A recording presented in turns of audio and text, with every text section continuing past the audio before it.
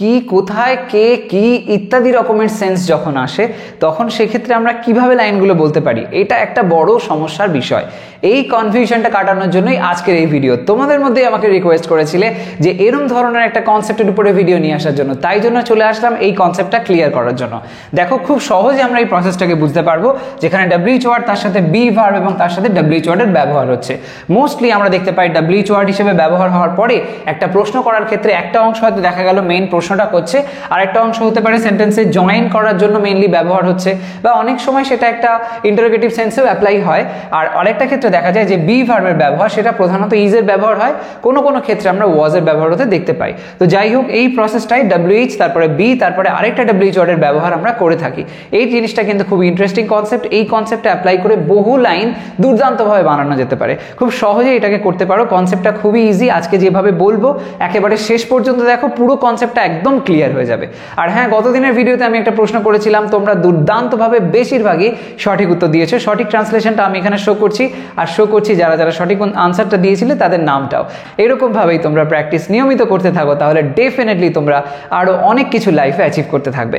যাই হোক, এসো এবার আমরা কনসেপ্টে চলে আসি, যেখানে আমরা বুঝবো WH প্লাস বি তারপরে WH এর ব্যবহার কিভাবে হয়। দেখে নাও, প্রথম লাইনটা দেখো, তুমি যা দেওয়ার কথা বলেছিলে সেটা কোথায়? তুমি যা দেওয়ার কথা বলেছিলে সেটা কোথায়? এই লাইনটার মধ্যে আমরা সবার প্রথমে খেয়াল করব WH ওয়ার্ড কোন কোন জায়গাতে বসতে পারে, সেটা আগে ক্লিয়ার করতে হবে। সেটা কিভাবে ক্লিয়ার করতে পারি? এর জন্য বিশাল হাতি ঘোড়া কিছু ভাবতে হবে না, একদম সহজ সরল উপায়। পুরো লাইনটা শেষের দিকে লক্ষ্য করো, যেখানে লেখা আছে সেটা কোথায়, এটাই আমার হলো মেন বোঝার জায়গা। কিভাবে বুঝবো? দেখো, কোথায় বলা হয়েছে, কোথায় সেন্সে আমরা কোন WH ওয়ার্ড ব্যবহার করি, সবার আগে সেটা নিজেকে প্রশ্ন করো। কোথায় সেন্সে আমরা ব্যবহার করি ওয়্যার, যেটা ব্যবহার করি সেটা আগে লিখে দাও। কোথায় সেন্সে লিখে দাও ওয়্যার, হলো। এবার তারপরে কি করতে হবে, আমরা কি ফরম্যাট করছি, WH প্লাস বি প্লাস তারপরে আবার WH। তো এখানে ওয়্যারের পরে লিখে দাও ইজ, ওয়্যার ইজ। তারপরে কি আসছে দেখো, লেখা আছে সেটা, সেটা। তো সেটা সেন্সে আমরা এখানে কি বলতে পারি, ভাবতে হবে WH ওয়ার্ড কোনটা বসতে পারে সেটা অর্থে। সেটা অর্থে আমরা WH ওয়ার্ড যেটা ব্যবহার করে থাকি সেটা হলো হোয়াট। ওকে, হোয়াট, সেটা। এবং এই দিকে আছে যা, এই দুটো শব্দকেই কিন্তু এই হোয়াট দিয়েই বোঝানো সম্ভব, সেটা লিখতে হবে। ওয়্যার ইজ হোয়াট, এটা লিখে দিলাম, মানে হলো সেটা কোথায়, ক্লিয়ার করে দিয়েছে। এবার আগের অংশটা আমায় লিখতে হবে, তুমি যা দেওয়ার কথা বলেছিলে। যা আমাকে আর লিখতে হবে না, কারণ যা শব্দটা এবং সেটা শব্দটা দুটোই হোয়াট দিয়ে বোঝানো হয়ে যাচ্ছে। হোয়ার ইজ হোয়াট। এবার আমার কাজটা হচ্ছে তুমি দেওয়ার কথা বলেছিলে এটা লেখা, তুমি দেওয়ার কথা বলেছিলে। তো হোয়ার ইজ হোয়াট তুমি বলেছিলে, ইউ লাইক বলা সেন্সে আমরা এখানে প্রমিস শব্দটার ব্যবহার করতে পারি। প্রমিস করা মানে কি, সবসময় অঙ্গীকার করা সেন্সেই নয়, এটা এরকম ভাবে বলতে পারি যে কেউ কিছু কাউকে বলেছিল মাস্ট করে দেবে, এরকম সেন্সে কথা দিয়েছিল, তাই না, সেরকম সেন্সে এটা ধরতে পারি। তাই প্রমিস শব্দটাকেও ব্যবহার করতে পারি।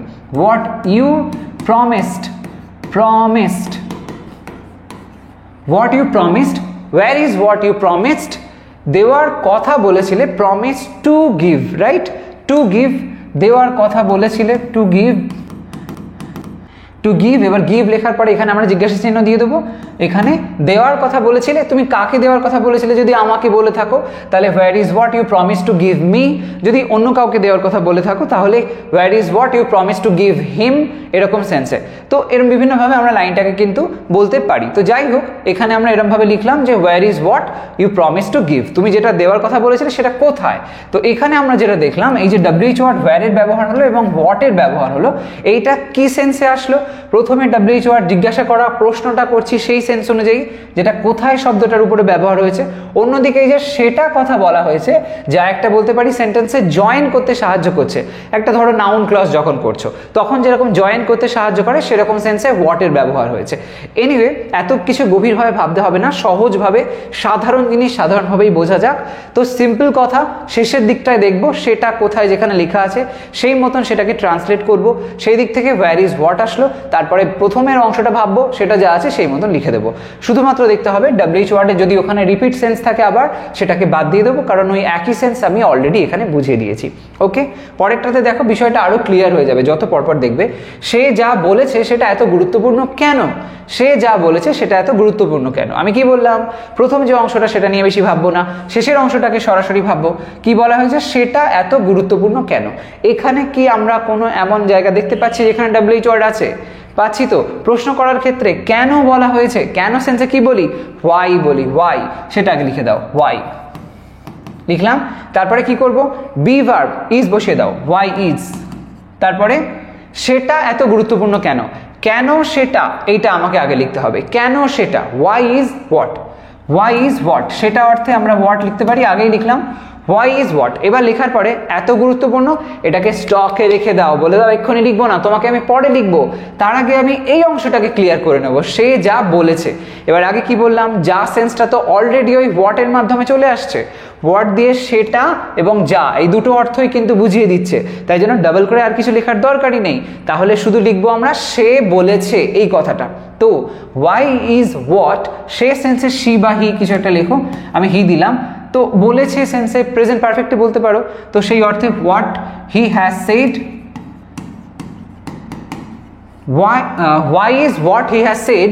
এইবার লেখার পরে পরের অংশে আবার চলে এসো, কিছু বাকি ছিল, কি ছিল, এত গুরুত্বপূর্ণ, সেটা লিখে দাও, সো ইম্পর্টেন্ট, সো ইম্পর্টেন্ট।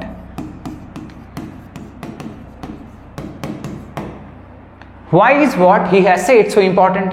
এই জিনিসটা কত সহজে করা যায় দেখতে পাচ্ছ, কিভাবে আমরা পরপর WH ওয়ার্ডগুলোকে ব্যবহার করলাম, WH, এবং তারপরে বাকি জিনিসটাকে কিভাবে তৈরি করলাম, কত ইজিলি হয়ে গেল। পরেরটা দেখো, পুরো সেট আপে কি কোথায় আছে, পুরো সেট আপে একটা কিছুর হয়তো সেট আপ, কোনো ঘর বা যে কোনো কিছু, নাটকের হয়তো থিয়েটারের স্টেজ, যাই হোক না কেন সেই সেট আপের কথা বলা হচ্ছে। তো সেই পুরো সেট আপে কি কোথায় আছে, কি কোথায় আছে, এই লাইনটার মধ্যে আমরা WH ওয়ার্ডের জায়গা কোথায় কোথায় পাচ্ছি। এখানে দেখো WH ওয়ার্ডের জায়গায় দু জায়গায় আসছে, একটা হচ্ছে কি, তাই তো, কি সেন্সে একটা আসছে, আর এটা কোথায় সেন্সে আসছে, কি কোথায়। এবার কোনটা আমি আগে লিখবো, এখানে কি কোথায় আছে, বেশি গুরুত্ব প্রথমটাই দেওয়া হচ্ছে, কি বিষয়টাকে বলা হচ্ছে, মেইন প্রশ্নটা আমরা কি থেকে করব, কোথায় কি নয়, কি কোথায়। তো সেই সেন্সে হোয়াটটাকে প্রথমে লিখছি, কি কোথায় আছে, তো সেটা আমাকে লিখতে হবে আগে। যেটা প্রথমে আসছে, এরকম ধরনের পরপর দুটো প্রশ্ন জাতীয় সেন্স থাকলে প্রথমে যেটা আসছে সেটাকে বসাবে। তো কি সেন্সে হোয়াট লিখলাম, কি কোথায় আছে, কি, what is wire, what is wire, পুরো সেট আপে, পুরো সেট আপে। তো কি কোথায় আছে আমি তো লিখে দিলাম, হোয়াট ইজ ওয়্যার। এবার পুরো সেট আপে এই অংশে আমরা কি লিখবো, এই সেন্স অনুযায়ী আমরা এই সেন্স অনুযায়ী লিখতে পারি, পুরো সেট আপে, আপেই বলা হয়েছে মানে এই বিভক্তি, তো সেই সেন্সে ইন লিখতে পারি, হোয়াট ইজ ওয়্যার ইন পুরো সেট আপে, দিস বলতে পারি, ইন দিস, ইন দিস কি, পুরো সেট আপে, পুরো সেন্সে আমরা বলতে পারি যে entire, entire, entire set up. জিজ্ঞাসা চিহ্ন দাও, what is where in this entire set up, কি কোথায় আছে কিছু তো খুঁজে পাচ্ছি না, এরকম সেন্সে what is where in this entire set up. তো এরকম ভাবে পরের অংশটা থেকে আমরা এই প্রথমের অংশটা লিখে দিলাম, শেষে যে পার্টটা রয়েছে সেটা আগে লিখছি, তারপরে ব্যাকে গিয়ে বাকি অংশটা লিখছি। সেম প্রসেস এখানেও করো, তুমি যা করছো সেটা কিভাবে বৈধ, তুমি যা করছো সেটা কিভাবে বৈধ, এটা আমরা কিরকম ভাবে করব, দ্বিতীয় লাইনটার মতন, একদম সহজ ব্যাপার। সে যা বলেছে সেটা এত গুরুত্বপূর্ণ কেন, সেম প্রসেসে এটাকেও করব। তুমি যা করছো, আমরা প্রথমে এটা করবোই না, এই অংশটা বাদ, প্রথমে করব এই পার্টটা, সেটা কিভাবে বৈধ, কি করব, সবার প্রথমে সেটা কিভাবে, এটা আগে লিখতে হবে, সেটা কিভাবে। এর মধ্যে প্রশ্নের জায়গা কোনটা আসছে, কিভাবে, কেমন করে, এইখানটা, তাহলে কি বলবো, হাউ, সেটা লিখে দাও সবার ফার্স্টে, হাউ দিলাম। এবার কি করব, কেমন অর্থ বা কিভাবে অর্থে যে লিখে দিলাম, এরপরে আসতে হবে সেটা, সেটা সেন্সে কি ব্যবহার হবে, একটু আগে আমরা সেটা সেন্সে কি দেখেছিলাম, হোয়াট ব্যবহার হয়েছিল, তাহলে এখানে তো আলাদা নয়, একই জিনিস, লেটস ডু দ্যাট। তো হাউ ইজ হোয়াট লিখে দিলাম, লিখলাম হাউ ইজ হোয়াট। এবার কি করব, বৈধ, বৈধটাকে বলবো তুমি থাকো, তোমাকে পরে লিখছি, আগে আমি আগের অংশটা শেষ করে নিই। আগের অংশে কি আছে, তুমি যা করেছো, এই যা সেন্সটা লিখতে হবে না, কারণ আমি অলরেডি এখানে হোয়াট তো লিখে দিয়েছি, যার মধ্যে দিয়ে সেটা এবং যা দুটোই বুঝিয়ে দিয়েছে, যেটা আগেও তোমরা দেখতে পেলে, তাই এটাকে বাদ দেবো। তুমি করছো এই কথাটা লিখতে হবে, তুমি করছো, how is what you are করছো প্রেজেন্ট কন্টিনিউয়াস টেন্স, তাহলে ইউ আর ডুইং বলতে পারি।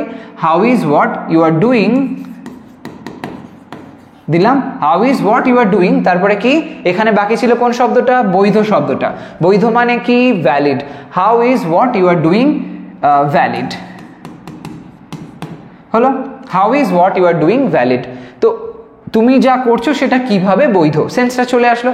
কত সিম্পল ভাবে লাইনটা আমরা করতে পারলাম। পরের লাইনটা কি বলছে, আমরা যা আলোচনা করেছি সেটা কখন শুরু হবে। একই প্রসেসে এটাও করব, প্রথম অংশটাকে বাদ দাও, দ্বিতীয় অংশটা থেকে শুরু করো।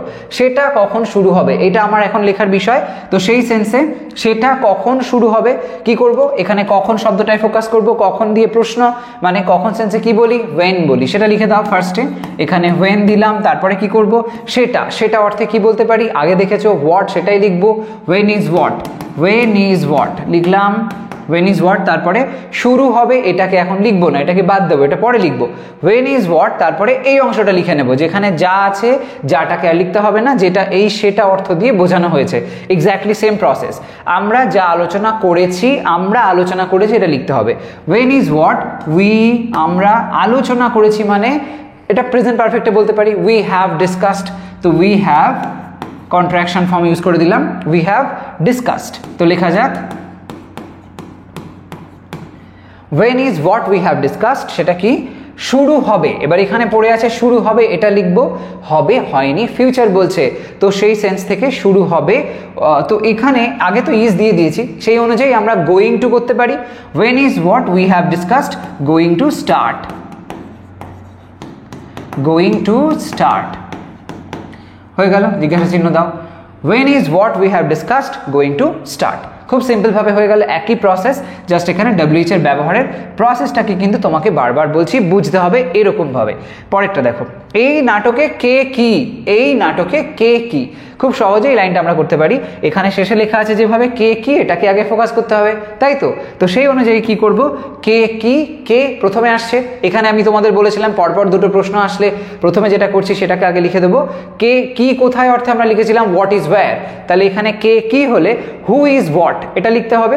চলো সেটাই করে দিই, হু কে, ইজ বসাও, হোয়াট বসাও। Who is what, who is what, তারপরে এই নাটকে, কে নাটকে এ বিভক্তি আসছে, এই বিভক্তিতে আমরা ইন বলে থাকি। Who is what in this, in this drama বলতে পারি, প্লে বলতে পারি। নাটক অর্থে আমরা প্লে শব্দটা ব্যবহার করি, তো in this play. Who is what in this play মানে কে কোন কি ধরনের রোলে আছে সেই সেন্সে বলা হয়েছে। তো who is what in this play, তো এরকম ভাবে। তো এখানে আমরা একদিকে হু দেখলাম আর একটা দিকে হোয়াট দেখলাম। পরেরটা দেখো, এই সব ফোল্ডারের মধ্যে কোনটা কোথায়, একই টাইপের ম্যাটার আসছে, আগে যেরকম হলো কোনটা তারপরে কোথায়, কোনটা কোথায়। কি করব, প্রথমে যেটা দেখতে পাচ্ছ সেটাকেই করে দাও শেষের অংশ থেকে। কোনটা অর্থে কি বলতে পারি, হুইচ, তারপরে কোথায় সেন্সে where, which is where, which is where. এবার তারপরে কি করবে, প্রথম দিকে এসে লেখা আছে এই সব ফোল্ডারের মধ্যে, মধ্যে অর্থে আমরা কি বলতে পারি, ইন বলতে পারি। কিন্তু এখানে যেহেতু এই সব ফোল্ডারের মধ্যে বলা হয়েছে মানে অনেকগুলো ফোল্ডারের মধ্যে, সেরকম সেন্সে আমরা অ্যামং ব্যবহার করলে ঠিক হবে। হুইচ ইজ ওয়্যার অ্যামং দিলাম, তারপরে কি এই সব ফোল্ডারের মধ্যে, তো মধ্যে সেন্সে অ্যামং লিখলাম, বাকি অংশটা এই সব ফোল্ডারের among all this, among all this folders, all these folders, right? জিজ্ঞাসা চিহ্ন দাও, which is where among all these folders।